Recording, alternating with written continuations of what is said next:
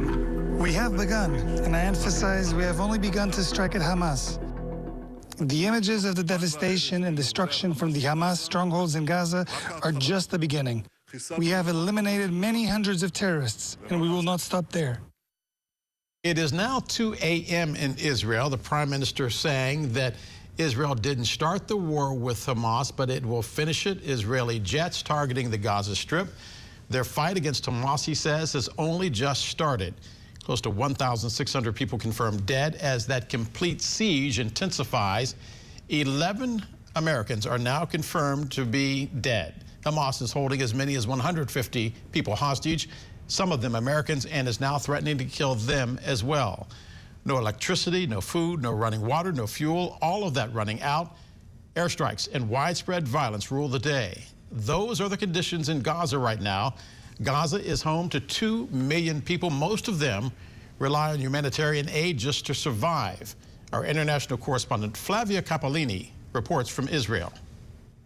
So we are here in Sderot, in the town of Sderot, just 3-4 kilometers from the border with Gaza Strip.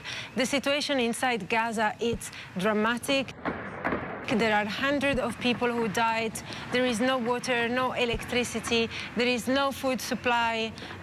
It's a real humanitarian crisis. The fight between Hamas and Israel are increasing. And at the moment, the center stage is taken by this fight inside Gaza. But here in Sderot, where the attack from last Saturday from Qassam fighters coming from Gaza Strip, it's a place that took a lot of life.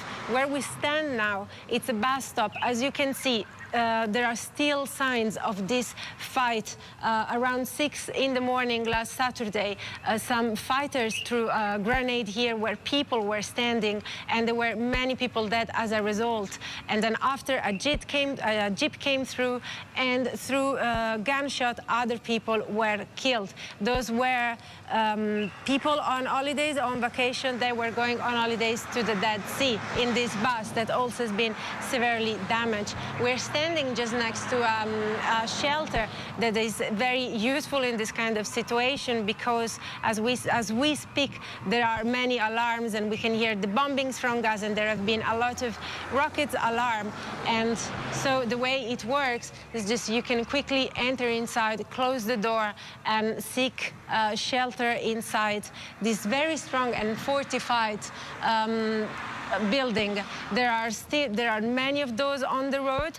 Every 100 meters you can find one of those shelters, although they look like empty today, because many of the people have escaped Sderot. There are few people who have been left behind, those who don't have their own private car, often members of communities, migrants. For example, there are, as we speak, there are many people coming from Eritrea that lives here in Sderot that have been stuck because there are no public transportation out of the town, and they were not able to find any suitable way to leave the town. So also the situation in Sderot remains quite critical. It's the presence of the army. It's very, very heavy on the street. Flavia Cappellini here in Sderot. Flavia, thank you very much. Joining us now are Uriel Epstein and David Tafuri. Uriel is the executive director of the Renew Democracy Initiative and has worked in the Middle East, and David served as a foreign policy advisor for the Obama campaign and as a former State Department official. David, I'll begin with you. What caused Hamas to escalate their attacks on Israel? We have all grown accustomed to the rocket attacks and the Israeli response. But to target innocent civilians and children, if Hamas had any legitimate claims that they were right, they went right out the window, as many now say that Hamas is no different than Al-Qaeda and ISIL when it comes to its brutality and the tactics that it will use to get its point across. Well, that was accurate before this attack, and this attack just demonstrates how craven the Hamas militants who engaged in it and planned it are. What's surprising about this attack is how comprehensive it was, how coordinated it was between militants in Gaza and West Bank, and that part of the objective was to kidnap Israelis and abduct them and take them hostage, and that they were successful. And so there was an intelligence failure by Israel in not recognizing that this attack was being planned, because it was likely planned for many months before it was executed. We can only guess what made Hamas do it now rather than last year or a year from now. But it likely is that Hamas feels that the time is right in terms of some support inside Gaza for something like this among the people, because they're frustrated that there has been no progress on a two-state solution, on gaining them rights, on reducing the blockade. But this was the wrong tactic, because Hamas will likely be decimated now by Israel in response. And Israel has a right to respond and to retaliate and to attack all of those who are responsible. And unfortunately, more innocent people will be killed. But I worry a lot about these Israeli hostages, because they're likely going to be used as human shields by Hamas. So Uriel, talk to us about those ground operations that David was just describing. Hamas, as you said, using the hostages as human shields. So how does that fact, the fact that there are hostages, how does that complicate planning any response? And should it complicate any response? Yeah, of course, it will complicate it. It should complicate it, because the fact is that Israelis, unlike Hamas, do value human life, right? And they're being put in this incredibly difficult situation where, on the one hand, they have to respond, they have to go into Gaza, and they have to essentially weaken Hamas and try to save as many hostages as they can, while at the same time having to deal with the fact that Gaza is one of the single most densely populated areas in the world. And so I think this is going to be an incredibly dangerous operation, where you are going to see additional Israeli casualties, not only Palestinian casualties, and not only civilian deaths, but a fair number of Israeli deaths, because this will not be kind of a traditional raid where you can go in and out. You're going to have soldiers having to go into underground tunnels, into basements, into buildings that where they may not know who is inside. And so in order to try to save these hostages, you are going to have to take risks that Israel might not otherwise have ever taken. And one other note I should say here is that Hamas, when we think about what exactly Hamas was trying to achieve, I actually think that their tactics might well have achieved that, because their goal is terror.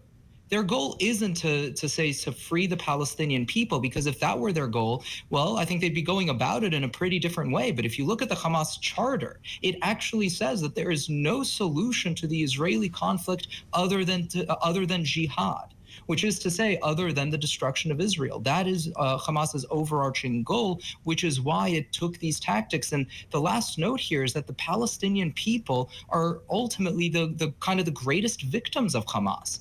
They live under the tyranny of Hamas, and they are now going to be the ones suffering as a result of Hamas's actions over the course of the last 2 days. And David, when I was talking about any moral high ground, I was talking about the Palestinian people, not Hamas, of course, but the massive counterattack by Israel now underway. And many see Israel as moving toward a ground operation. As you just heard Uriel talk about it, Gaza is tightly packed. Prime Minister Benjamin Netanyahu saying, if you can evacuate areas near Hamas targets, do so now. Where do they run? How is this going to unfold? And how bloody is this battle about to become?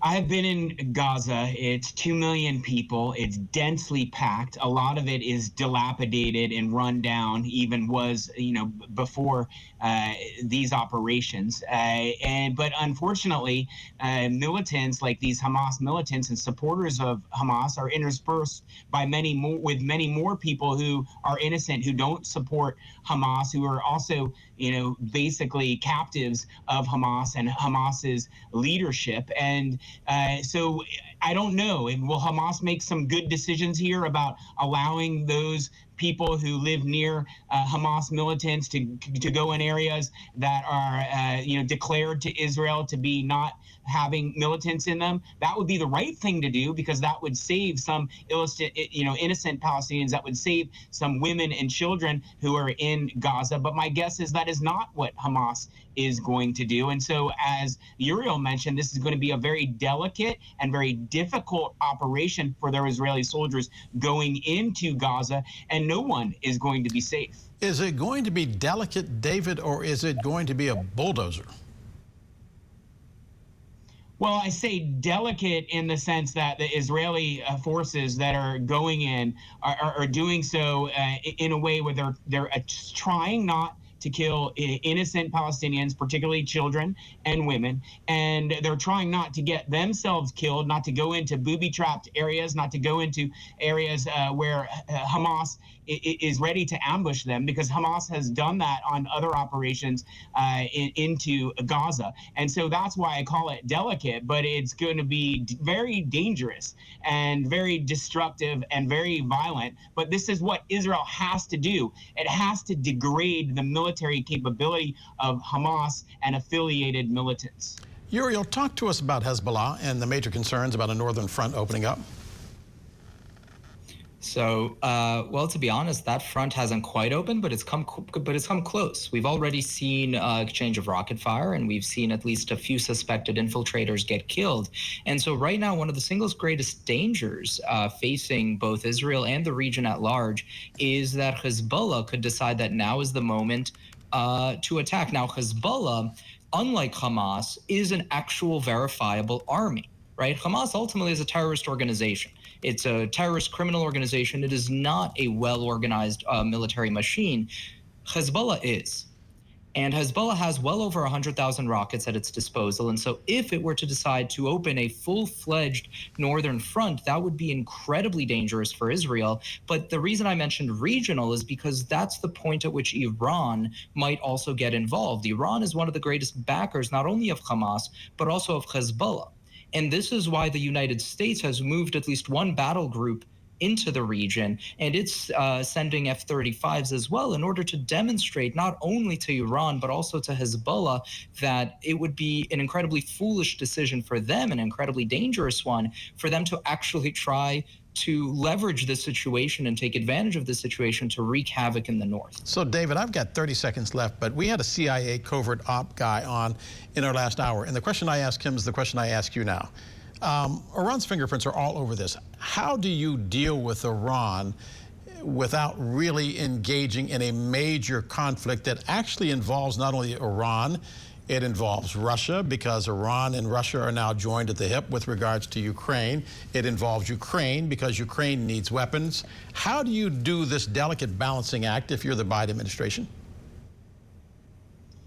Well, Iran certainly trained, funded, and equipped Hamas. We don't know yet how involved Iran was in this particular operation, whether it greenlighted it, whether it cooperated and supported it. We need to find that out. But we also have to try to make sure that Iran doesn't provide further support to Hamas, that Iran tells Hezbollah to hold off on taking any further actions against Israel. And there need to be consequences if Iran doesn't do that. And if Iran does support Hamas further, does support Hezbollah, does instigate further actions against Israel. You're Epstein and David Tafuri. Uriel and David, thanks for being with us tonight.